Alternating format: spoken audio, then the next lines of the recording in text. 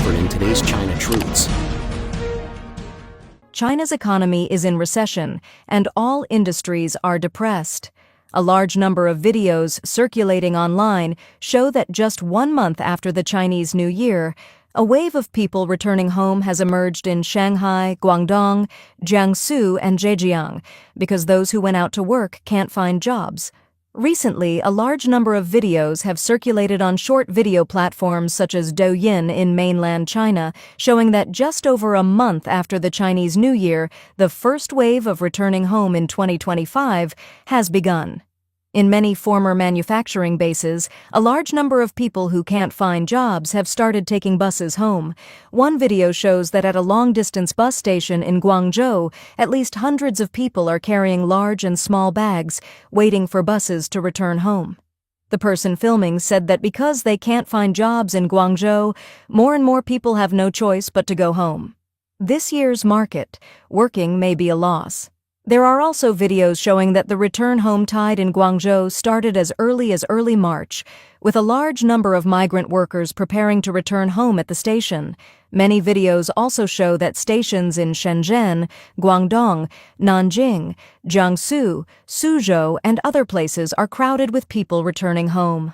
Some netizens have also filmed videos showing that trains from Shanghai to Henan were packed with standing passengers, mostly migrant workers who could not find jobs in Shanghai and had to return home. Many mainland netizens ridiculed that this was the reality behind the CCP party media's report that 15 million people returned to their hometowns to start businesses. Some bloggers said that former manufacturing bases such as Jiangsu, Zhejiang, and Shanghai are no longer as prosperous as before, with foreign trade orders disappearing in large numbers and many factories not hiring. Only a few factories with domestic orders are hiring, but wages and benefits have been significantly reduced, while the cost of food and accommodation in coastal areas remains very high. Working will lose money, so a large number of workers have no choice but to return home. In addition to manufacturing, the real estate recession has also seriously impacted employment. A real estate agent in Nanjing, Jiangsu, revealed that while there were nearly 200 construction sites in Nanjing in 2024, it is expected that there will be only 70 throughout the year, a sharp drop of 64%. And the number of workers on construction sites has been significantly reduced. Many migrant workers who went to Nanjing construction sites in search of jobs have now returned home. Xi Jinping's inspection trip was unusual. He looked tired and had gray hair. Recently, Xi Jinping, the leader of the Communist Party of China, visited Guizhou and Yunnan. Observers noted that wherever Xi Jinping went, martial law was nearly enforced, and a large number of extras cooperated in the performance. Xi himself looked tired, aged, and had gray hair. According to the official Xinhua news agency of the Communist Party of China, from March 17th to 18th, Xi Jinping, accompanied by Xu Lin, secretary of the Guizhou Provincial Party Committee, and Li Bingjun, governor of Guizhou Province, visited Shandong-Nanmiao and Dong Autonomous Prefecture, Guiyang City, and other locations for inspection and research. Kai Chi, a member of the Standing Committee of the Political Bureau of the Communist Party of China and director of the General Office of the CPC Central Committee, and He Lifeng, a member of the Political Bureau and vice premier of the State Council, accompanied the inspection. On the afternoon of the 17th, Xi Jinping visited Zhaoxingdong village in Liping County, Qiandongnan Prefecture. According to reports, at the entrance of the village, villagers in ethnic costumes sang a Dong nationality song to welcome Xi.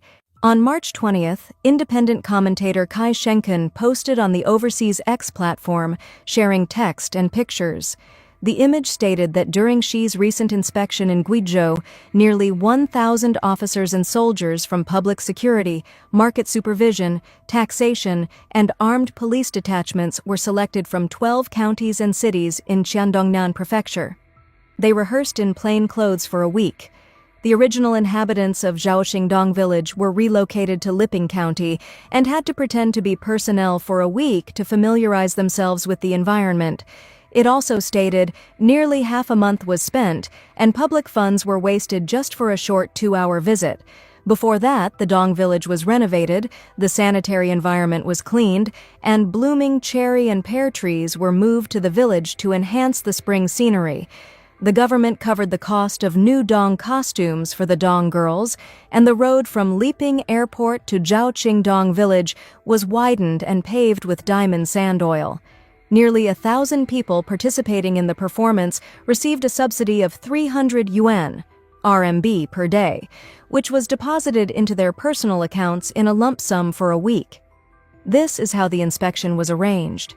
The real issues were not addressed. Instead, false appearances led to self-deception, making leaders believe they were doing well and were beloved by the people. Kai Shengken remarked that, in reality, Xi Jinping took the lead in violating the 8 regulations wherever he went, and subordinates followed suit. How should Kai Chi and Li Shi begin to address this? On the afternoon of March 19th, Xi Jinping visited the Lijiang Modern Flower Industry Park and Lijiang Ancient Town in Lijiang City, Yunnan Province. A video recently circulating online showed Xi Jinping inspecting Lijiang, closely followed by a large number of personal guards. He looked tired, aged, with gray hair and a forced smile. His body appeared even more bloated, possibly due to wearing a bulletproof vest. Local netizens revealed that the towns Xi Jinping passed through were nearly under martial law, with ordinary residents restricted in their movements, forbidden from taking photos, opening windows, or driving Teslas, which were reportedly controlled. Some overseas netizens commented, "He is incompetent in governing the country but knows how to disturb the people. Just putting on a show. He causes disruption everywhere. What is he afraid of? That thick bulletproof vest? How many layers is he wearing? He looks bloated and exaggerated. So many lackeys are following him. The whole ancient city is full of actors. All the tourists are plainclothes agents. He looks worse and worse. He hasn't dyed his hair in a long time. He looks old and frail. I don't see ambition in him, only loneliness and desolation. I see a glimmer of hope." Since the 3rd plenary session of the 18th CPC Central Committee in July last year, various anomalies have emerged within the party's officialdom. Widespread rumors suggest that Xi Jinping has health issues. His power within the party has weakened, military control is in the hands of Zhang Yuxia, and he was reprimanded by CPC elders at the Beidaihe meeting. After the 20th CPC National Congress, China's economy fell into crisis, and internal power struggles intensified. Over the past 2 years, a large number of Xi Jinping's confidants have been dismissed, including former Defense Minister Li Shangfu, former Foreign Minister Qin Gang, and Director of the Political Work Department of the Central Military Commission, Miao Hua. At least a dozen senior military and military industry officials have been arrested. Recently, rumors have circulated online that He Weidong, a member of the 20th CPC Central Political Bureau and vice chairman of the Central Military Commission, has been arrested. So far, Chinese authorities have not refuted the claim. "Excuse me, do you still need people here?" No, I can do any job, just arrange it. I can do it well." No, we have already hired people. Can I help here for 2 days? I just need food for these 2 days, no salary. I will leave after 2 days. Just having food is enough? Yes, I just need food for these 2 days, nothing else. Where are you from? Hunan? Why do you want to be so miserable? I can't find a job, so I want to come here to help for 2 days, just to have some food. After eating, I will have the strength to find another job. Haven't eaten? No, I haven't eaten for a day and a half. I will cook you a meal. I can do my work first. No, wait outside. Thank you, you're welcome.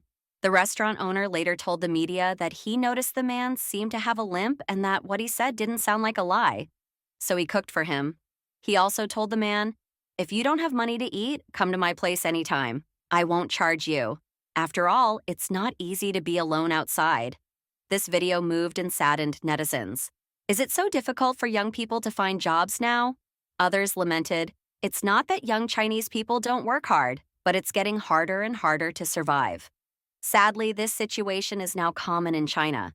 Many videos have been uploaded on mainland social platforms, showing people going to other places to find work, running out of money, failing to find a job, and fainting on the street from hunger. Some people are so hungry that they want to jump off a bridge. Hello, brother. Why do you live here? What do you want to do? Let's record it. We are here to help people like you. Have you encountered any difficulties? If not, how can you live here? It's so cold. How old are you this year? In your 20s? You can definitely choose to find a job. I can't find my ID card. Did I lose it long ago? If you lost it, you can apply for a new one. Then what can you do here? Find a job, find something to do. Then, how many days have you been looking? I've been looking since today, almost more than 10 days. Then, where is your hometown? I'm from Henan. Henan. I have been wandering for a while. I can't get the internet to work and I haven't found a job. I really have no other choice. Later, I thought about it and decided to pick up some bottles to exchange for living expenses. Picking up bottles is temporary. I think if I collect a few thousand yuan, I will go hiking. I have no other choice. Otherwise, I will really starve to death outside. Brothers, if you come to Dongguan and have no place to live, don't panic. Look below. There are people living under the bridge. They live quite well. There are several guys living here. Look, there is still a person sleeping below. Brothers, if you come to Dongguan and have no place to live and no money to rent a house, don't panic. There are many bridge holes and many bridge bottoms in Dongguan where you can live. As long as you don't mind the poor environment, you can live anywhere. Seeing the current employment and living conditions of Chinese people is truly distressing. The mainland economy is in decline and there are more and more unemployed people. The internet is full of wailing. Many people are crying while looking for jobs. They live in anxiety and confusion every day, not knowing where to go in the future. Goodbye, Zhejiang. I will never come to Zhejiang again. This sentence makes many people sad and reluctant to leave Zhejiang. Recently, hundreds of thousands of migrant workers stranded in Zhejiang have started choosing to go home because they cannot find suitable jobs. Many people go home every day because Zhejiang's good companies are no longer short of workers.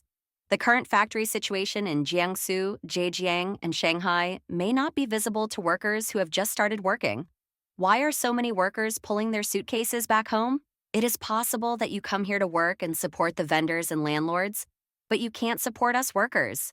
Not to mention support, there isn't even a job. If you want to talk about good jobs, there are none that pay more than 8,000 or 9,000 or even over 10,000. The only jobs available are the kind that recruit every day, every month, and every year. A factory that used to be looked down upon. You have to stand while working, it's an assembly line, and the dormitory is far away. Now has people squeezing in at the door. Countless middle-class people have fallen into poverty overnight, as if waking from a dream. A few years ago, during the bubble boom era, everyone was comparing cars and houses. Now, sudden poverty and loneliness have created a huge gap, leaving countless people feeling helpless and lost. The Chinese economy in survival mode.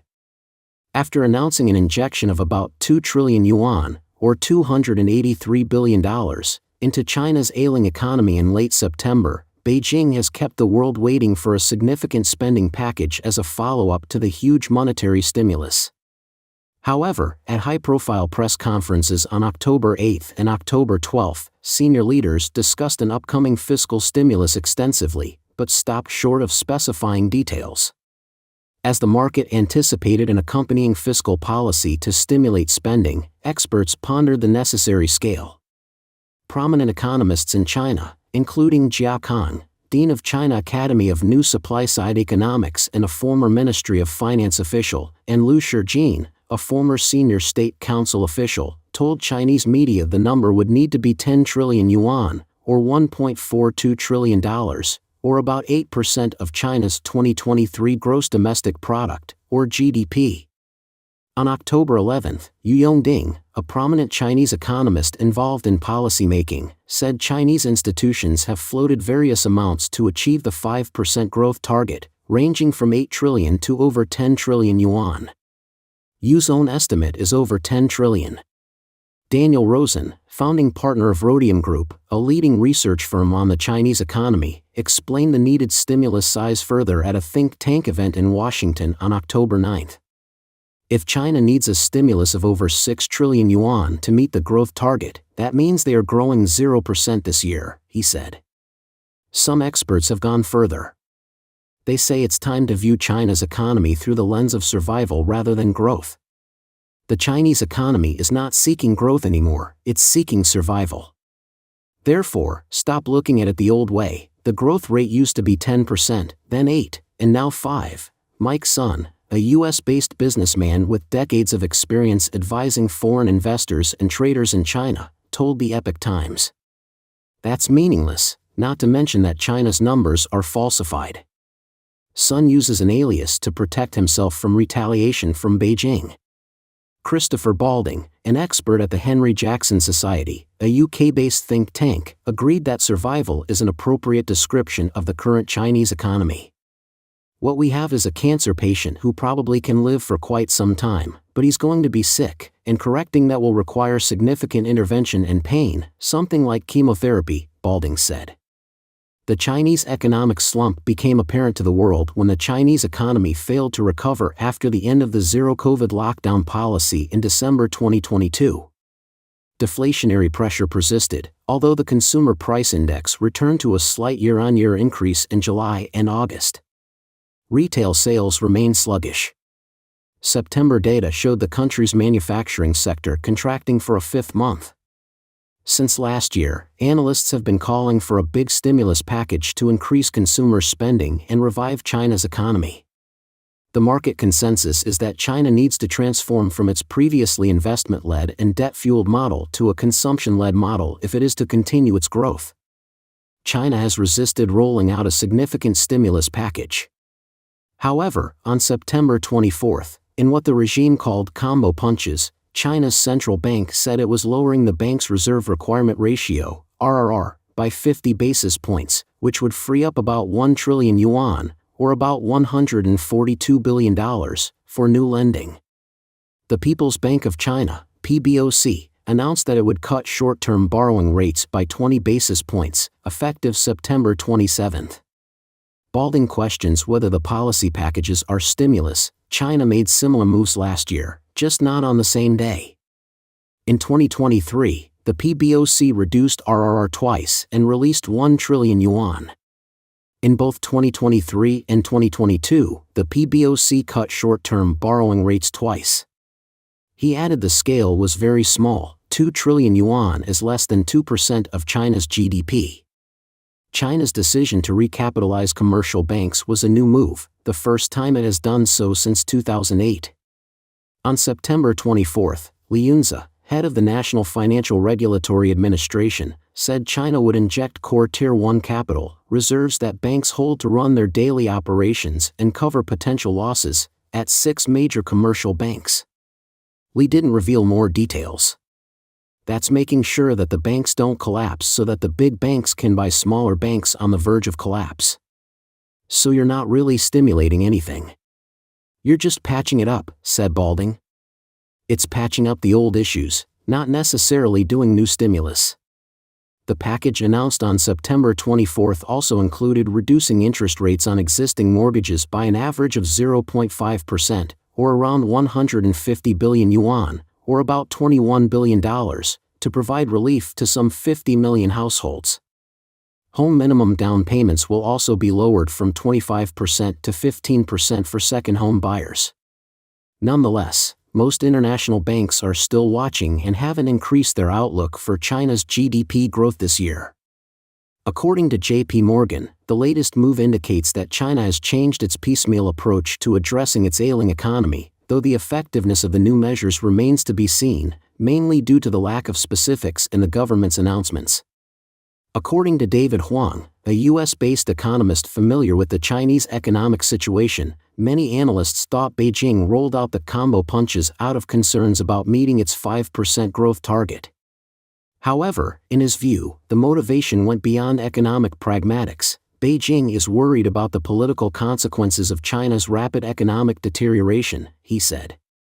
The current economic downturn has threatened the CCP's political security, especially its potential to dominate Asia and change the international order, he told the Epoch Times. Therefore, the party had to act. China's housing market, which accounts for about a quarter of the country's GDP, has been in a downward spiral for years. According to the China Real Estate Industry Association, 1 in 5 homeowners in Beijing, a Tier 1 market, saw the price of their home drop by over 30%. Given that Chinese commercial banks lend mortgages based on 70% of a home's value, they take losses when the collateral's value drops under the loan amount. Chu Jianrong, an economics professor at Taiwan's National Central University, doesn't believe saving the property market is the priority of Chinese leader Xi Jinping. China's real estate market is very challenging to rescue, Chu told the Epoch Times. The rapid decline of the real estate market will impact China's banks, erode the rest of the financial system, and morph into a financial crisis. The new measures the regime introduced are merely delaying the housing market's deterioration. Sun agrees. He thinks Beijing chose to boost the stock market first, because although the property market can't be revived overnight, China's policy-driven stock markets could instantly show an artificial bull market. The surprise combo punches on September 24 also included an 800 billion yuan, or about $114 billion, package for funds, insurers, brokers, and listed companies to borrow more money to invest in the stock market by leveraging on their existing equity holdings. Immediately, the CSI 300 index, blue-chip stocks traded in Shanghai or Shenzhen, increased by over 25% from September 24 to 30th, the biggest one-week gain in nearly 20 years. As the nation returned from a week-long vacation, anticipation was high for a policy package of a similar scale to stimulate spending. However, investors were disappointed. Instead of another 2 trillion yuan, China announced a tenth of that number. At a press conference on October 8, the nation's top economic planner said it would advance 200 billion yuan, or $28 billion, of investment in construction projects in its 2025 budget, which will start before the end of the year. The National Development and Reform Commission, NDRC, discussed a pending stimulus package extensively at the press conference, but there were no specifics beyond front-loading 200 billion yuan from the 2025 budget. In reaction, the Shanghai and Shenzhen stock markets dropped by about 5% in a single day, and Hong Kong's Hang Seng Index fell by 8.5%. The public relations blitz continued at another press conference on Saturday, October 12. China's Ministry of Finance again mentioned a pending stimulus package to significantly increase spending, without disclosing any details. Sun thinks Beijing intends the new policies to be unpredictable in order to keep attracting capital into the stock market. The unpredictability would make it difficult for investors to time their exit without risking a potential loss, he added. Xi is widely expected to continue his industrial policy of developing advanced manufacturing, which hasn't been able to lead economic growth by compensating for the housing market's decline. In Sun's view, by rescuing the property and financial markets, Xi is buying time, because digging China out of its current economic hole may take years or decades. When a person's life is threatened, save it first, he said. Think about how to recover next. Please share your thoughts in the comments section below. We will keep reporting on the COVID surge in China, so don't forget to subscribe to our channel and turn on the notification bell to get the latest videos. And thank you for tuning in.